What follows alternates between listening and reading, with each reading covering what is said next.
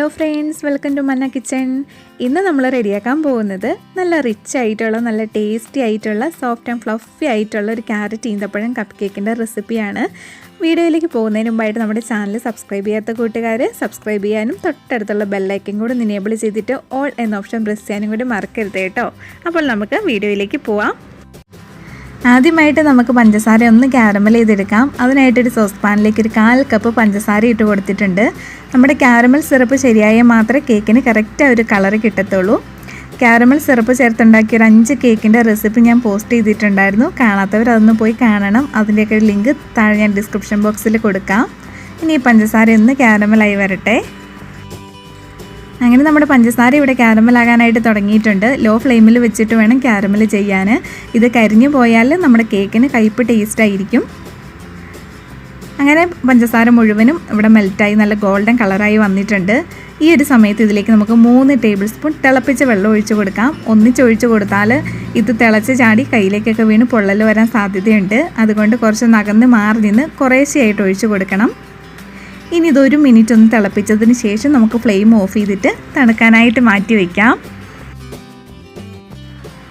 അടുത്തതായിട്ട് ഞാനിവിടെ ഒരു 3/4 കപ്പ് ക്യാരറ്റ് ഗ്രേറ്റ് ചെയ്തെടുത്തിട്ടുണ്ട്. ഇതിലേക്കൊരു 1/4 കപ്പ് ഈന്തപ്പഴം ചെറുതായിട്ട് കട്ട് ചെയ്തിട്ട് കൊടുക്കാം.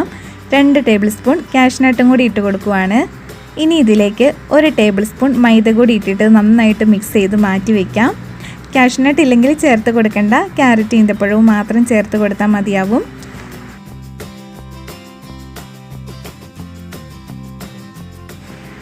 അടുത്തതായിട്ട് ഞാനിവിടെ ഒരു ബൗൾ എടുത്തിട്ടുണ്ട്. അതിലേക്ക് നമുക്ക് 2 മുട്ട പൊട്ടിച്ചൊഴിച്ച് കൊടുക്കാം.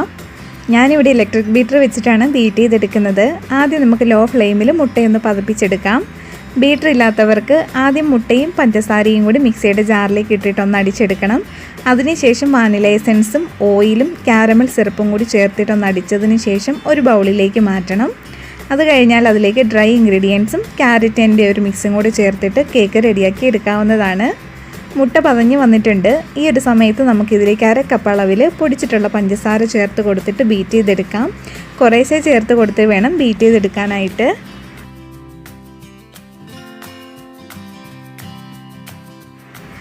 അങ്ങനെ മുട്ടയും പഞ്ചസാരയും ഇവിടെ നന്നായി മിക്സായി വന്നിട്ടുണ്ട്. ഇതിലേക്ക് നമുക്ക് 1.5 ടീസ്പൂൺ വാനില എസൻസ് ചേർത്ത് കൊടുത്തിട്ട് മുട്ടയുടെ സ്മെല്ലൊക്കെ മാറി കിട്ടാൻ വേണ്ടി ഹൈ സ്പീഡിൽ നിന്ന് ബീറ്റ് ചെയ്യാം.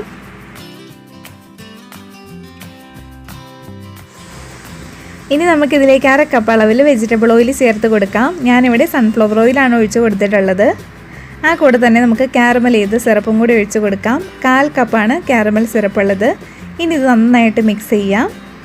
കാരമൽ സിറപ്പ് ഒഴിച്ചിട്ട് മിക്സ് ചെയ്തപ്പോൾ തന്നെ നമ്മുടെ കേക്കിൻ്റെ ബാറ്ററിൻ്റെ കളർ മാറിയിട്ടുണ്ട്.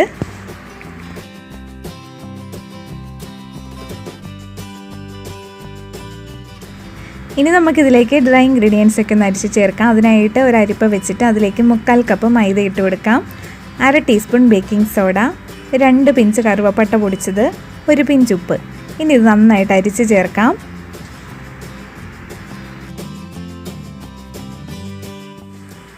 ഇനി ഇത് നമുക്ക് കട്ട കെട്ടാതെ നന്നായിട്ട് യോജിപ്പിച്ചെടുക്കാം. ഓവറായിട്ട് മിക്സ് ചെയ്യരുത്. ഓവർ മിക്സിങ് ആയാൽ നമ്മുടെ കേക്ക് ഹാർഡായി പോകും. ഒന്ന് മിക്സ് ആക്കി എടുത്താൽ മാത്രം മതി. അപ്പോൾ ഡ്രൈ ഇൻഗ്രീഡിയൻസ് നന്നായി മിക്സായി വന്നിട്ടുണ്ട്. ഇതിലേക്ക് നമുക്ക് ക്യാരറ്റും ഈന്തപ്പഴവും കാഷ്യൂനട്ടും കൂടി മിക്സ് ചെയ്ത് വെച്ചിരിക്കുന്നതും കൂടി ചേർത്തിട്ട് യോജിപ്പിച്ചെടുക്കാം.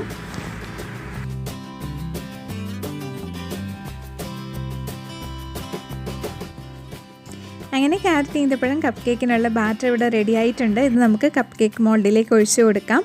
മോൾഡിൻ്റെ ഒരു 3/4 ഭാഗത്തോളം ഒഴിച്ചു കൊടുത്താൽ മതിയാവും.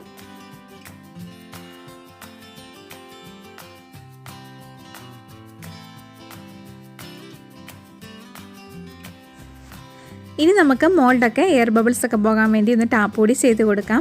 ഞാനിവിടെ ഓവനിലാണ് ബേക്ക് ചെയ്തെടുക്കുന്നത്. 180 ഡിഗ്രി സെൽഷ്യസിൽ 10 മിനിറ്റ് പ്രീ ഹീറ്റ് ചെയ്ത ഓവനിൽ 25 മിനിറ്റാണ് ബേക്ക് ചെയ്തെടുക്കുന്നത്.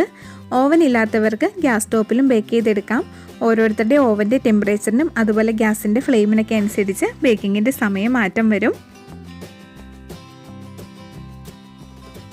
അങ്ങനെ കപ്പ് കേക്ക്സ് ഒക്കെ ഇവിടെ ബേക്കായി വന്നിട്ടുണ്ട്. നല്ല സോഫ്റ്റ് ആയിട്ടാണ് ഇരിക്കുന്നത്. ഇനി ഇത് തണുത്തതിന് ശേഷം നമുക്ക് കപ്പ് കേക്കിൻ്റെ മുകളിൽ നിന്നും പുറത്തേക്ക് എടുക്കാം. അങ്ങനെ കപ്പ് കേക്ക് ഇവിടെ തണുത്ത് വന്നിട്ടുണ്ട്. ഇനി നമുക്ക് ഈ ഒരു മോൾഡിൽ നിന്നും കേക്ക് പുറത്തേക്ക് എടുക്കാം. നല്ല സോഫ്റ്റ് ആൻഡ് ഫ്ലഫി ആയിട്ടുള്ള നല്ല ടേസ്റ്റി ആയിട്ടുള്ള നല്ല റിച്ച് ആയിട്ടുള്ള ഒരു കപ്പ് കേക്കാണിത്. ക്യാരറ്റ് ഡേറ്റ്സ് കേക്ക് കഴിച്ചിട്ടുള്ളവർക്ക് ഈ ഒരു കേക്കിൻ്റെ ടേസ്റ്റ് അറിയാം. ഈ ഒരു റെസിപ്പി നിങ്ങൾ ട്രൈ ചെയ്ത് നോക്കണം. അതിനുശേഷം ഫീഡ്ബാക്ക് അറിയിക്കാനായിട്ട് മറക്കരുത്. ഈ ഒരു വീഡിയോ ഇഷ്ടപ്പെട്ടാൽ ലൈക്ക് ചെയ്യാനും നിങ്ങളുടെ ഫ്രണ്ട്സ് ആൻഡ് ഫാമിലിക്കൊക്കെ ഷെയർ ചെയ്ത് കൊടുക്കാനും കൂടി മറക്കരുത് കേട്ടോ. പിന്നെ നമ്മുടെ ഫേസ്ബുക്ക് ഗ്രൂപ്പായ മന്ന കിച്ചണിൽ ജോയിൻ ചെയ്യാനും ഫേസ്ബുക്ക് പേജായ മന്ന ഹോം മെയ്ഡ് കേക്ക്സ് ലൈക്ക് ചെയ്യാനും കൂടി മറക്കല്ലേ. Thank you for watching.